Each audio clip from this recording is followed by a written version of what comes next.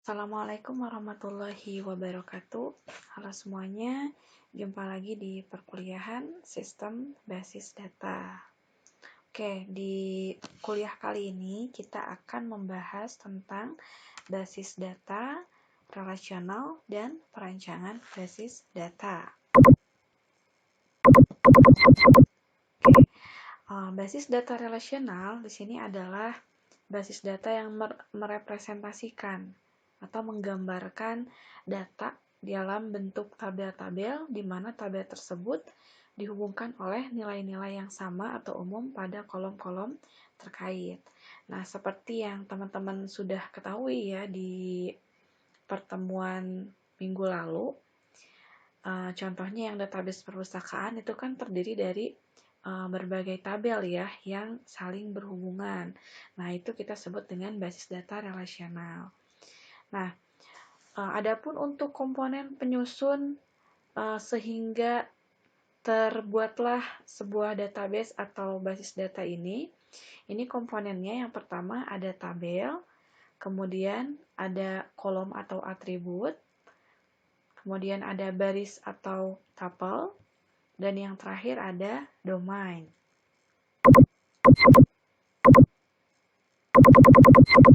Oke, nah ini contoh untuk basis data relasional ya yang di minggu lalu, yaitu database perpustakaan. Di database perpustakaan ini tabelnya yang saling berhubungan itu ada tabel buku, kemudian tabel anggota, tabel peminjaman, dan tabel pengembalian. Kemudian di tabel-tabel ini maka terbentuklah skemanya.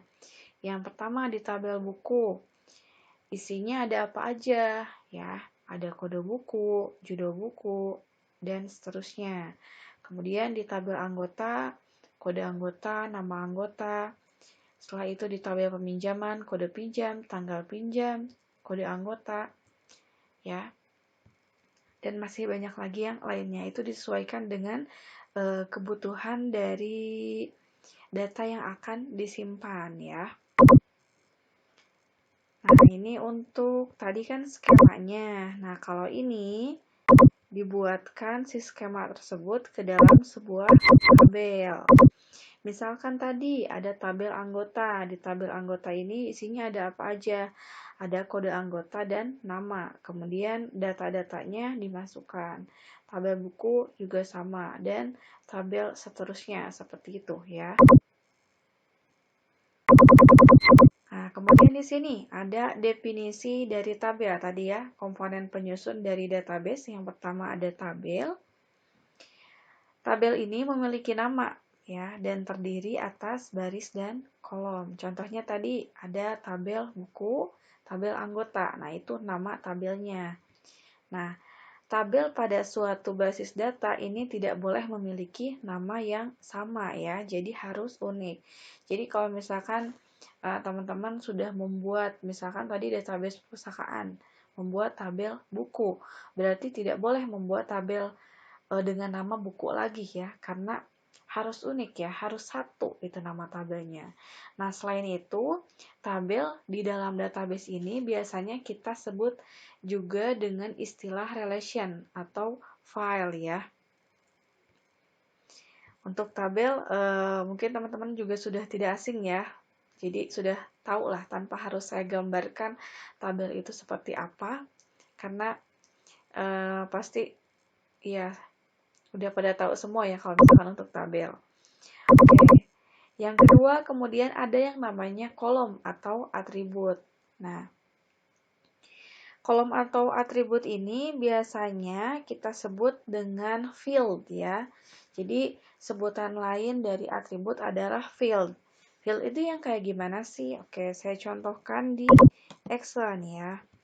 Tadi kan di database perpustakaan itu kan ada banyak ya tabelnya. Ada anggota, buku, kemudian peminjaman dan pengembalian. Nah, misalkan ini adalah tabel anggota ya.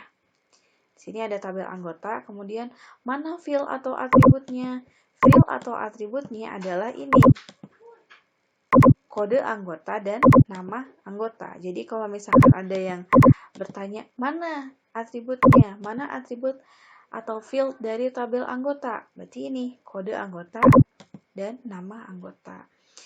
Jadi bisa dibilang untuk field ini judul dari ini ya, data di tabelnya. Jadi kalau misalkan sekarang ditanya mana atribut atau field dari buku, berarti ini isinya. Ada field kode buku, judul buku, dan stok buku. Nah, itu mengenai field ya.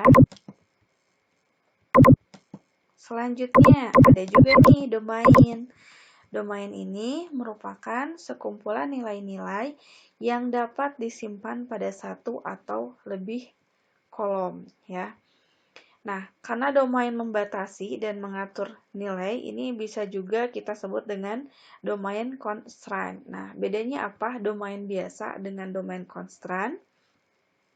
Kita kembali lagi nih ke tabelnya. Yang disebut dengan domain itu lebih ke kolom dari tabelnya. Misalkan, kalau misalkan teman-teman ditanya, coba sebutkan domain dari field kode anggota, misalkan ya. Nah, berarti domainnya adalah ini. Nih, domainnya adalah A01, A02, dan A03. Nah, ini pun sama. Misalkan, domain dari judul buku dari tabel buku apa? Ini. Berarti domainnya adalah pemrograman C++, membuat aplikasi 30 menit, dan cooking is easy. Jadi domain itu isi kolomnya ya. Kemudian tadi ada yang namanya domain constraint ya. Apa sih domain constraint? Nah, domain constraint itu batasan dari domain atau batasan dari ini. Ya. Batasan dari si data domain. Misalkan di sini kan ada stok bukunya 10, 15, 15. Misalkan kita buat batasan nih. Buat batasannya adalah angkanya misal kurang dari 10. Nah, kurang dari sama dengan 10 misal. Dan lebih dari 10.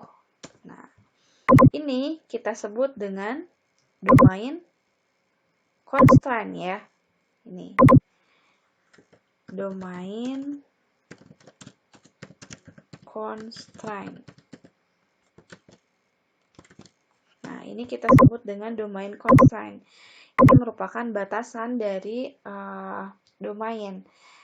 Nah, karena ada batasannya, berarti domain constraint ini pada saat stok bukunya 10, berarti kita sebutnya kurang dari sama dengan 10. Berarti kalau misalkan 15, berarti ini masuknya ke kategori lebih dari 10. Nah, itu perbedaan antara domain dan domain constraint ya. Oke, kita lanjutkan lagi.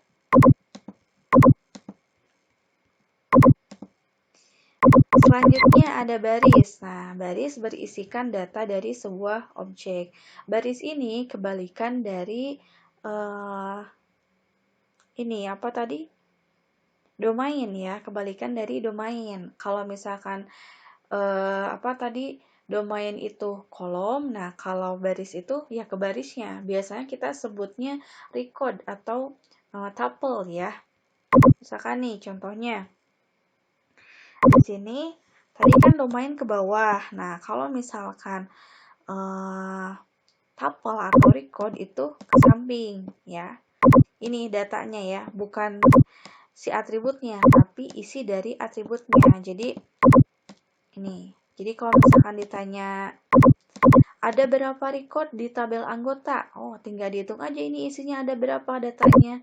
Isinya ada 3 data, berarti ada 3 record. Seperti itu. Ya.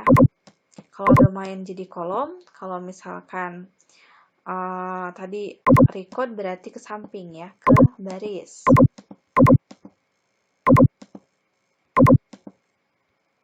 Nah, kemudian beralih ke relational key. Nah, relational key ini merupakan identifikasi satu atau sekelompok kolom yang nilainya dapat membedakan secara unik tapel-tapel tersebut. Nah, di dalam pembuatan database ini ada 5 relational key yang biasanya digunakan ya. Yang pertama namanya adalah super key, kemudian yang kedua ada candidate key, yang ketiga ada primary key, yang keempat ada alternate key, dan yang kelima ada polygon key.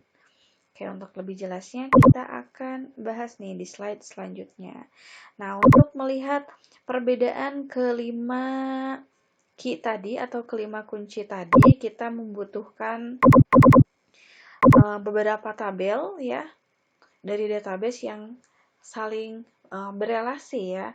Jadi bukan hanya tabel anggota dan buku saja atau tabel master saja, tapi kita butuh yang namanya tabel transaksi ya. Di sini kan transaksinya untuk perpustakaan itu ada di tabel peminjaman dan tabel pengembalian. Nah, ini untuk kita melihat key-nya ya.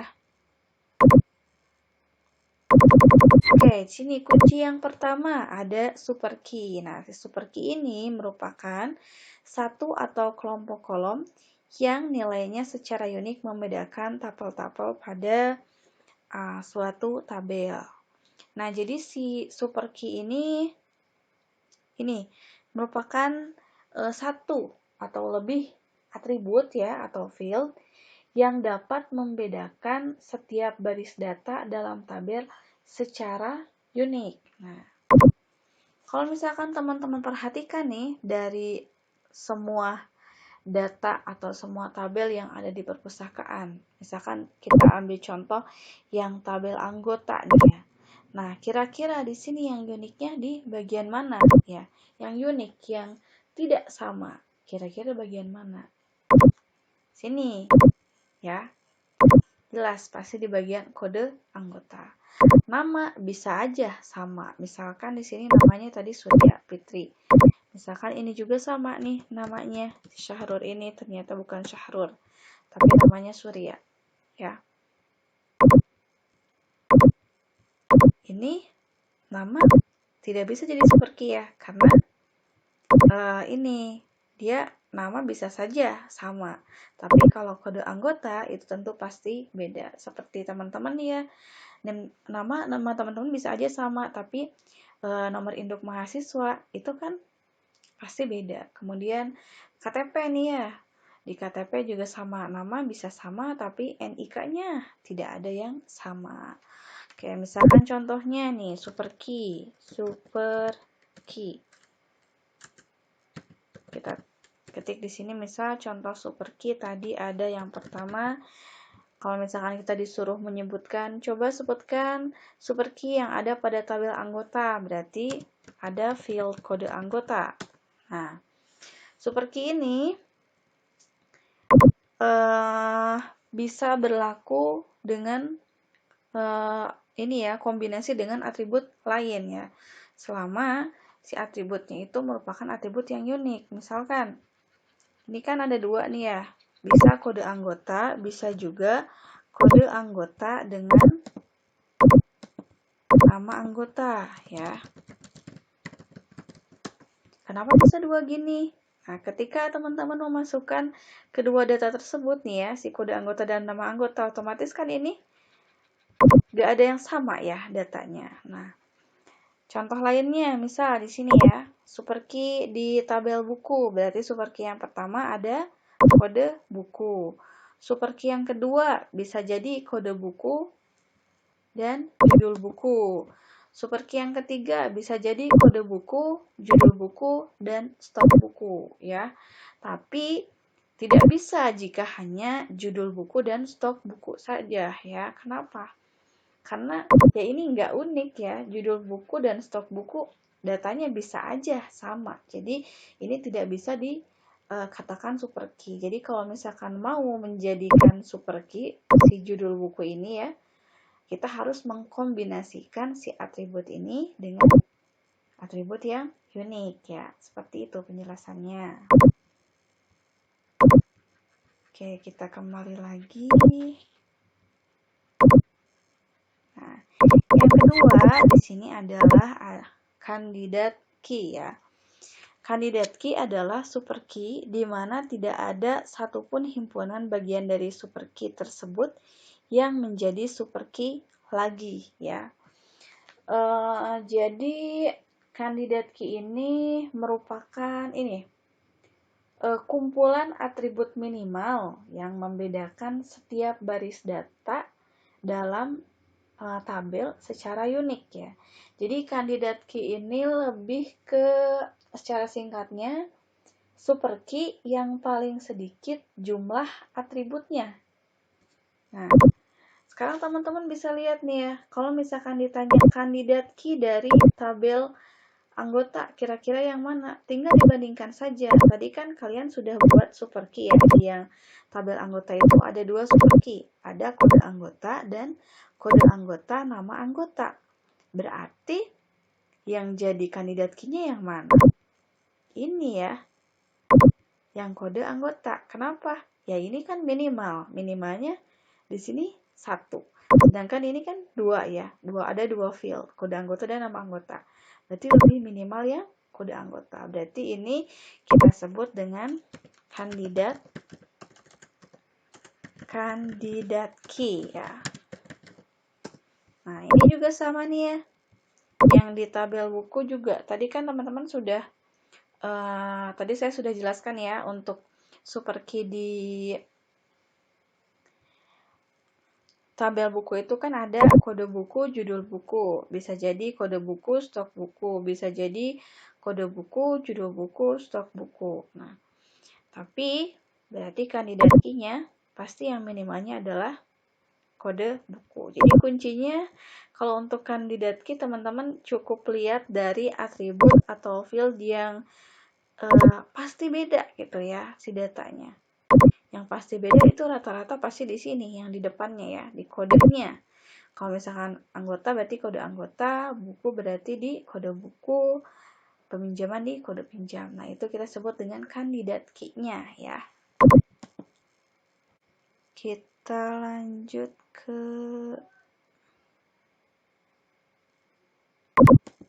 sini. Nah, primary key. Kalau primary key ini kunci utama ya. Ini merupakan satu kandidat key yang dipilih di antara kandidat key yang lain ya, untuk membedakan tabel-tabel secara unik dalam tabel. Nah, untuk primary key ini ya teman-teman tinggal memutuskan aja nih dari tiap tabel ini kira-kira yang paling berbeda datanya apa. Ya jelas pasti yang ininya ya. Misalkan berarti tabel anggota, primary key-nya mana? Kode anggota. Tabel buku, berarti primary key-nya di kode buku. Tabel peminjaman, primary key-nya di kode pinjam. Nah, kenapa nggak di kode buku? Karena kode buku ini kan dia di tabel peminjaman dia memanggil dari tabel buku ya. Jadi ini kita tidak sebut dengan primary key karena primary key-nya ini ada di kode buku. Nah, di tabel peminjaman yang jadi primary key-nya adalah kode pinjam. Yang selanjutnya ada alternate key ya. Ini adalah kandidat key yang tidak dijadikan sebagai primary key. Misalkan, katanya di sini pada tabel pengembalian, jika kita memilih kode kembali sebagai primary key, maka kode pinjam dapat dijadikan alternate key ya.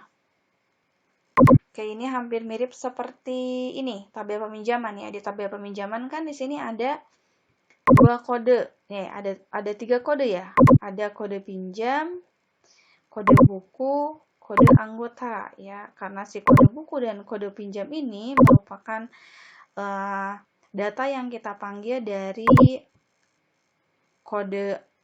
tabel buku dan tabel anggota, berarti kita sebut dengan alternate key ya. Nah, kemudian ada Polygon key. Polygon key ini kunci tamu ya. Ini adalah satu atau kelompok kolom yang nilainya sama atau terkait dengan kandidat key pada tabel lain atau pada tabel yang sama. Contohnya yang tadi ini di tabel peminjaman di sini kan ada nih ya. Ada 2 kode ya di sini. Ada kode buku dan kode anggota. Karena kode buku ini merupakan data dari tabel buku, ya. Di sini ada primary key kode buku, berarti pada saat dia masuk ke tabel peminjaman, si kode buku ini kita sebut dengan foreign key. Begitupun dengan kode anggota juga sama. Ini foreign key, ya.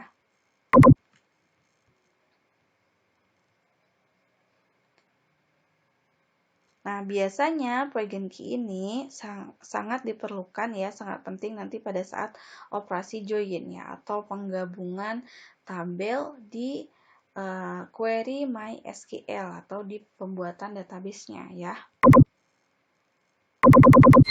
Nah, kemudian di sini ada skema tabel atau relation schema. Ini merupakan informasi dasar yang menggambarkan tabel yang terdiri atas nama tabel dan sekumpulan pasangannya. Misalkan, ya, di sini ada contohnya. Coba sebutkan skema tabel anggota. Berarti skema tabel anggotanya adalah tabel anggota dalam kurung. Berarti di sini ada kode anggota nama. Kenapa di sini untuk kode anggota di underline, ya, atau dikasih garis bawah? Karena dia primary key atau yang sifatnya unik, ya, tidak boleh sama. Berarti kita kasih garis bawah, ya. Berarti kalau misalkan diminta untuk menuliskan skema dari tabel buku, nah berarti tinggal ditulis saja sini tabel buku, disebutkan fieldnya. Yang pertama ada kode buku, karena ini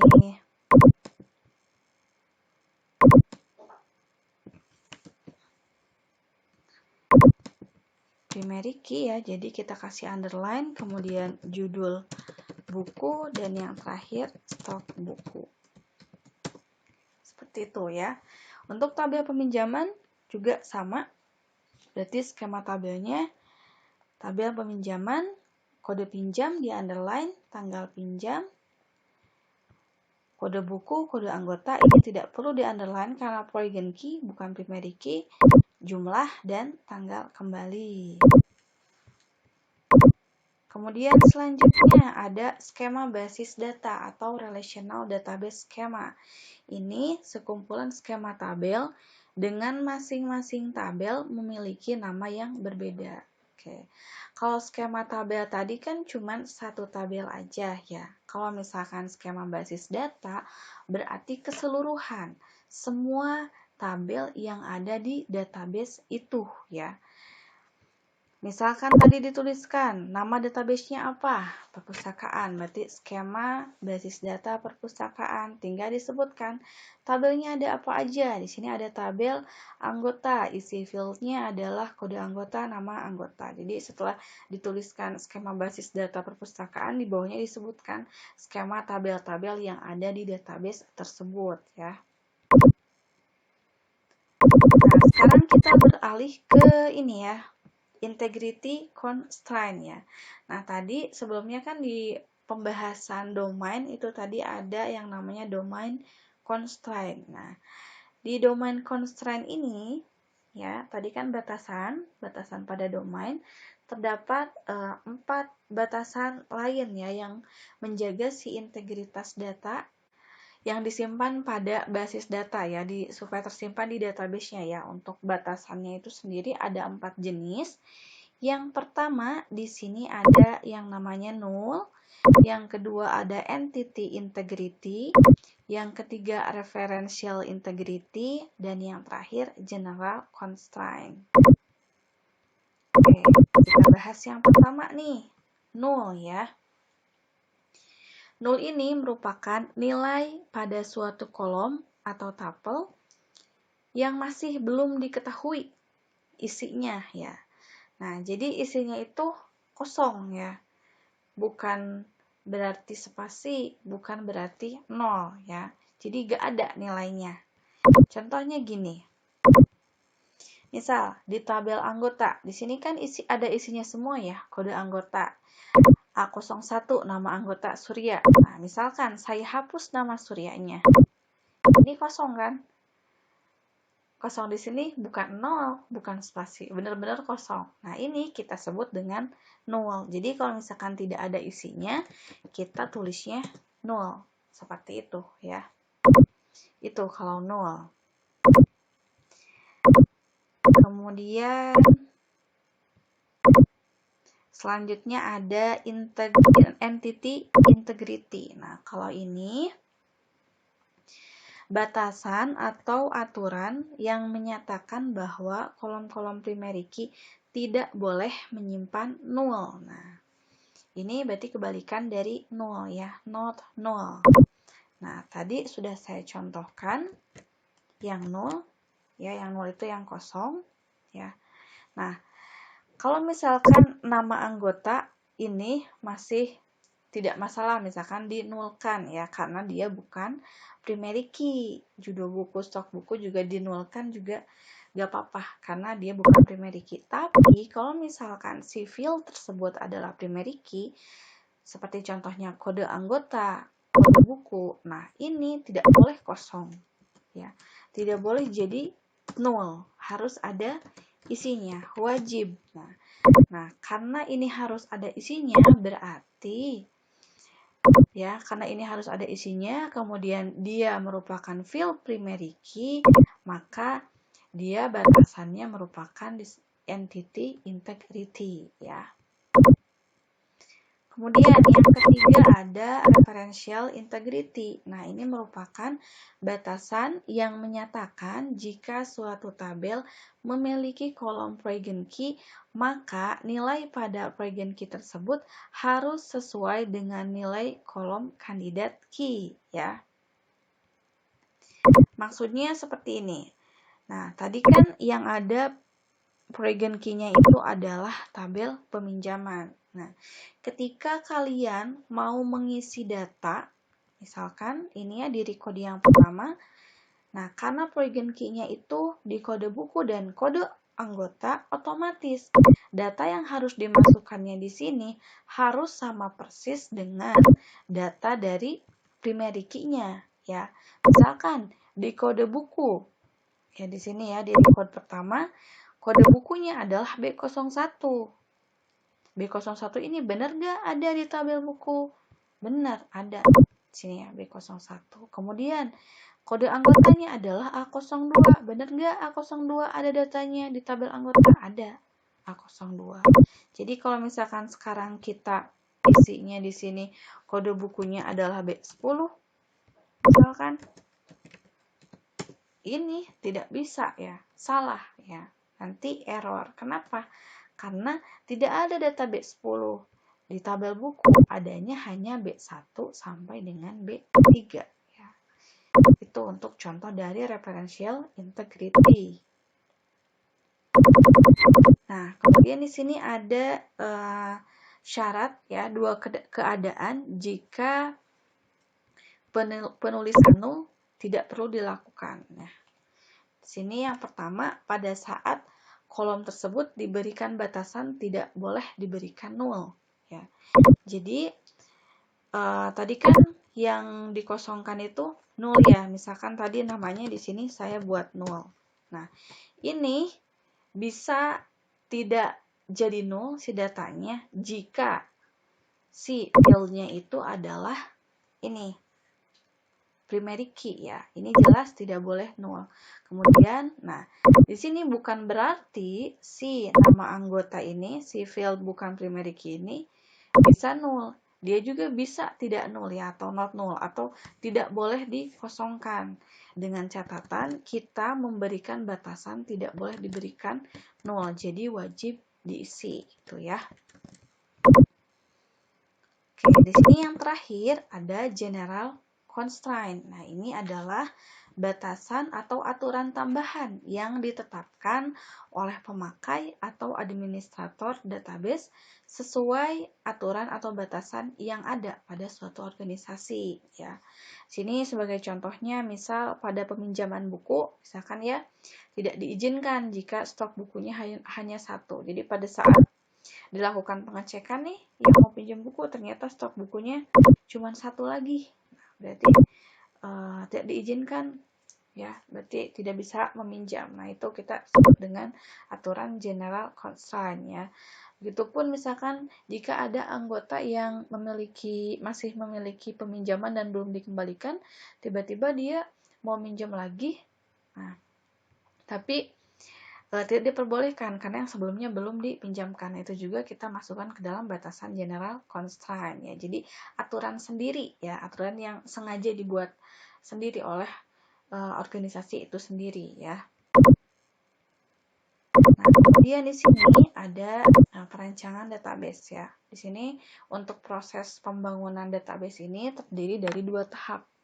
Tahap yang pertama ada tahap analisis dan perancangan, dan yang kedua ada tahap implementasi.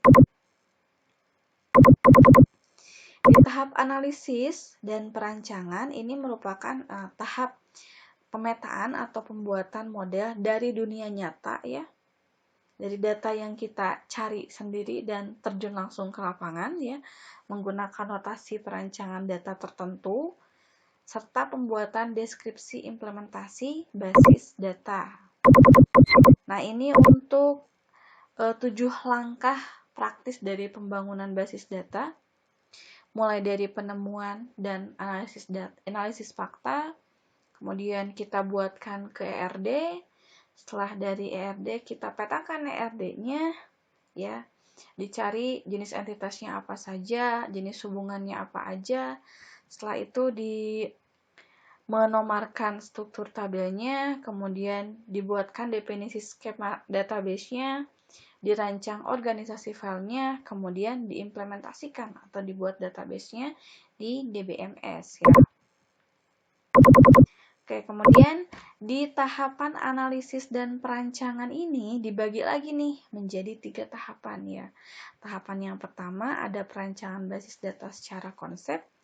Nah, di sini proses pembuatannya data model ini tidak bergantung pada seluruh aspek fisik basis data ya. Kemudian yang kedua ada perancangan basis data secara logik.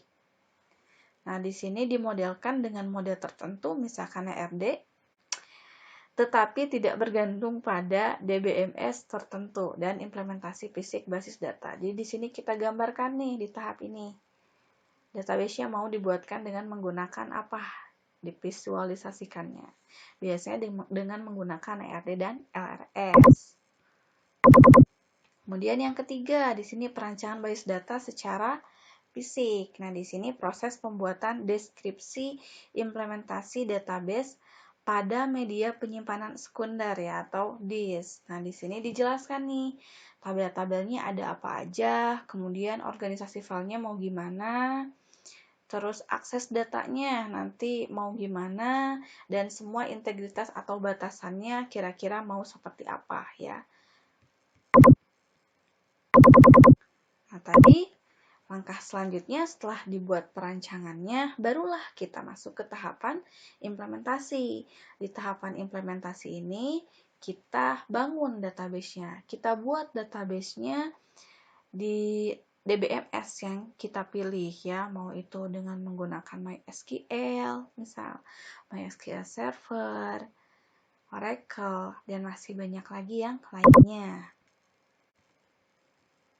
Oke, mungkin itu saja yang bisa saya sampaikan untuk materi hari ini.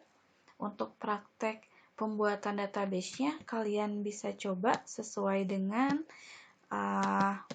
instruksi di slide ke-39 ya.